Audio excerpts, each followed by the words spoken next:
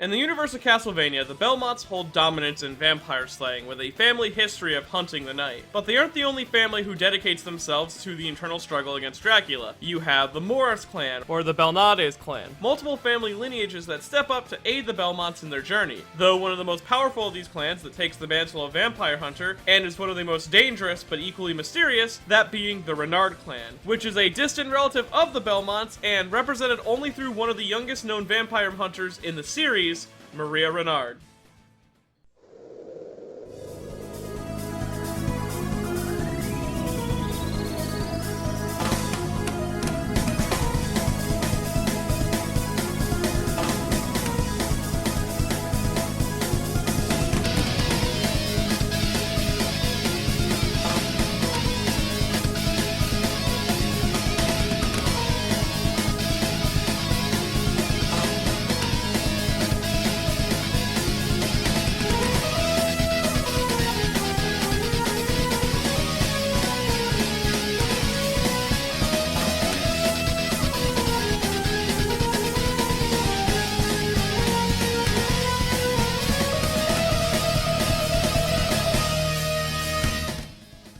Renard is one of the major characters in Castlevania Rondo of Blood, as well as a supporting character in Castlevania Symphony of the Night. She appears as one of the youngest vampire hunters in the series, but that doesn't stop her from impressing. She's able to keep up with Richter Belmont at the young age of 12 years old, and she's able to breeze through Dracula's castle at 17 thanks to the help of her hidden magical potential that links her to the 4 cardinal beasts of Asian mythos. She's also one of the most powerful characters in the series, though before we get too into that, we should understand the meaning behind her name. Maria Renard's name has a few layers to it, but it is relatively simple, starting first with her given name, Maria, which seems to be chosen from the character Maria Mueller, the sister of Ernest Mueller from the movie Dracula Has Risen from His Grave, the 4th of the major Hammer film Dracula movies. Maria, in this movie, is a target of Dracula, and is kidnapped and put under his influence, requiring Ernest to save her. This sort of fits well with the basic role of Maria in Rondo of Blood and Chronicle X, in which Maria is kidnapped alongside 3 other girls to serve or be wed to Dracula, and does have to be saved by Richter Belmont. Because of one of the 3 women that was kidnapped, Richter Belmont's own girlfriend, Annette, was also grabbed, and this is a girl who Maria would grow close to in captivity, referring to her as Big Sis. Maria even saying that she will protect Annette until her boyfriend Richter arrives to save them. Though, soon they would be separated, as the dark sorcerer Shaft would uncover a hidden power within Maria, a power that seemingly comes from her family bloodline, and wanting to use that power to aid Master Dracula, Shaft began a ceremony to unlock Maria's inner power. And amidst this ritual, Richter Belmont would arrive, crashing the party and causing Shaft to flee, leaving Maria behind with her powers fully unlocked. And soon Maria and Richter would grow to bond, with them coming to the conclusion that they have a similar goal of saving Annette, though Richter tells Maria that it's a little dangerous for a girl to be hunting monsters, which causes her to get a little angry and subconsciously summon the dragon Seiryu to attack Richter. And this gives him enough confidence to allow Maria to aid him in his journey, and thus the two depart. And together, Maria, now armed with both her family's protective dove and the ancient 4 guardians of Asian mythos, she was able to rescue the 3 remaining women and defeat the dark sorcerer Shaft, while Richter finishes off Dracula, with Maria even being able to offer Richter some aid if Dracula proves to be too difficult. Though Maria could take on Dracula if she so needed to. And if she does defeat the Dark Lord, she roasts him something serious. It is the greed of humanity which calls me back, and thus, by might, I rule. Might becomes the one and only justice in this world. I don't understand what that means. No matter how complicated you make it, a bad thing is still a bad thing.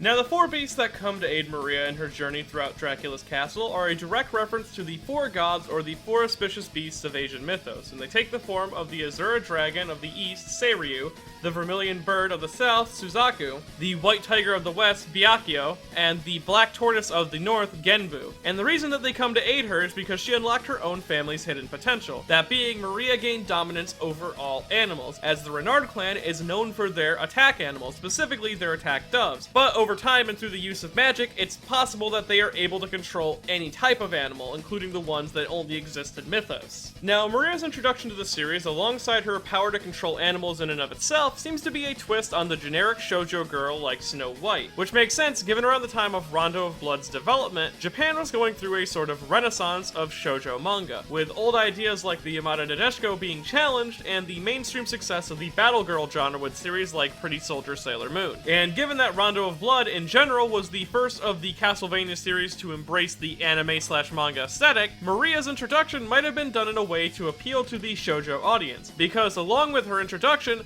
the game had a bunch of different elements introduced to the Maria playthrough that shifted it from heavily shonen to heavily shoujo, with things like the extra life crystal being replaced with a Richter doll, and multiple different candies and sweets replacing the wall meat. But most importantly, the major difference between Maria and Richter is that Maria has a fucking stand.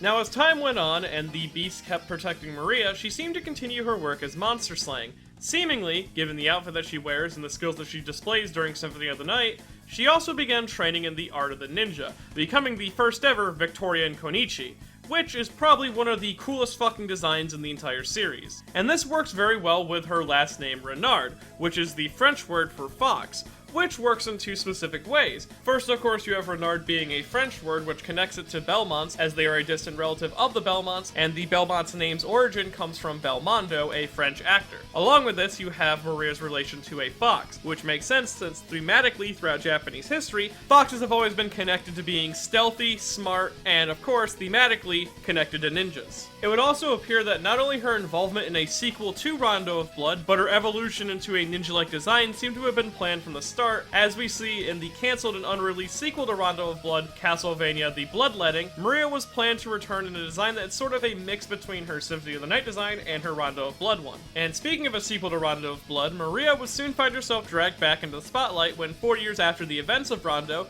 Richter Belmont would go and disappear, cutting contacts with everyone he knew. And then 1 year past that, Dracula's castle would become active again, forcing Maria to return to the evil castle once again, this time to find answers. Maria would begin this adventure by sneaking around the castle and attempting to get intel on who caused the castle to rise early and what possibly happened to Richter Belmont. She would find herself wandering the halls of the massive castle until she found herself in the company of the Dempire son of Dracula, Alucard, and it's here she would soon learn that the Chaos Castle changes upon resurrection. Thus, her memories of the castle's layout wouldn't be very helpful to her, and the two decided to work together, uncovering the secrets of the castle and its early resurrection, and soon they would uncover the mastermind behind all this, that being Richter Belmont himself. Maria is unable to accept that Richter would turn evil like this, and investigates further, discovering soon that he is under a spell that drives him to want to fight Dracula forever. Along with this, she would soon find a way to free him, but she is unsure if she's able to stop him herself, so she chooses to test Alucard. The two have a duel and Alucard defeats her, giving her confidence that he might be able to pull off what she might not be able to, and she gives him the magical holy glasses, which allow Alucard to see through illusions, and with them, Alucard is able to defeat the source of Richter's mind control and freeing him, and in doing so, Alucard uncovers who the real mastermind behind all this was, that being the Dark Sorcerer Shaft, who escaped the events of Rondo of Blood in hopes of avenging his master.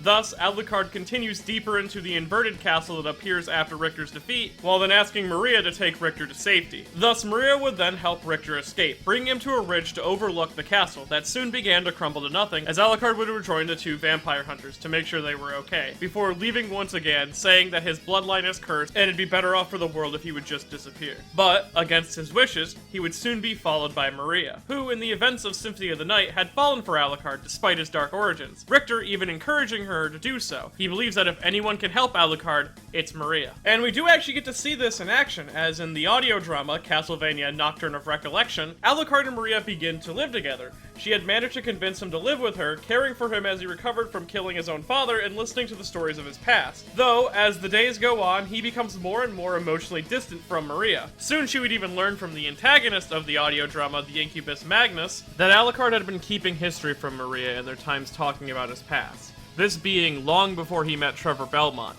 when he caved to his monstrous urges and roamed the streets feasting on human blood. And this was reluctantly confirmed by Alucard later on in the drama, causing Maria to flee in grief and confusion, though she soon realized that she still wanted to be around Alucard, and she goes back to find him, where she encounters two vampire hunters who are planning to use a special vampire slaying potion to help with an issue in the town that Maria and Alucard were staying in. Realizing that this potion is dangerous, she decides to stop them, causing the vial to crash to the ground, releasing a gas that not only knocks out Maria, but also suppresses her dominion over animals. She is later discovered and rescued by Richter, and in her weakened state, she is told to stay behind, while Alucard and Richter go to take care of Magnus and the vampire attacking the city themselves. Though, her being her own gung-ho self, ignores this warning and follows them anyways, arriving just in time to help Alucard turn the tides of battle, and nearly getting killed by Magnus. But in her brush with death, her dominion over animals return, and she's able to be protected by her guardians again. And together, not only do they defeat Magnus, but over the course of the battle, Alucard proves to both of them that he is able to express regular emotions around her without feeling compelled to sate his vampire urges, showing that he cares for her,